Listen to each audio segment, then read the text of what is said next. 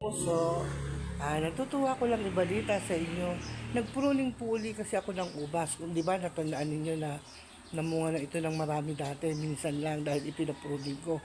Ngayon, sa kagustuhan kong makatipid, ako na nagpupruning. Ibig sabihin ng pupruning, kakalbuhin mo lahat ng mga dahon na yan at saka yung mga sariwang sanga para after 2 weeks o 3 weeks, pag sumibol yung mga dahon niya, kasabay na yung mga bulaklak. Ngayon, nag-deliver dito yung nagpruning nun, sa Lazada o Shopee yata yun na rider. Sabi niya, mali daw yung pagpupruning ko. Dinalungkot naman ako. Ba't di kasi ako ituro yung tama? Ngayon, malago na yung mga dahon niya, kung mapapansin ninyo. Natuwa ako. Natuwa nyo. May bulaklak na siya. Hindi lang isa ha, marami pa. Yung pao. O ilang sanga na yan, pangalawa. Nagkalipunpunan pa po siya. Oh. Ayan yung mga bulaklak niya. Dahi-dahi na. Oh. Dahi-dahi na. Dahil malago na siya.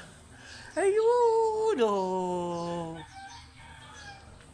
Nakakatuwa. Nakakatuwa po na nagbunga naman yung pagtsatsaga ko. Ay, Diyos ko, sana magrabi yung ibunga yung aking ubas. Ito po. Siya kasalukuyan sumisibol. Sa mga nag-aabang po na bumili, nagpapatubuli ako ng sanga. Kasi yung ibang tubo nito, itinanim sa likod ng mister ko. Kaya pag uli at may tumubo na, PPM ko kayo o kaya PM nyo ko at pag may available, itatabi ko na. Maraming salamat.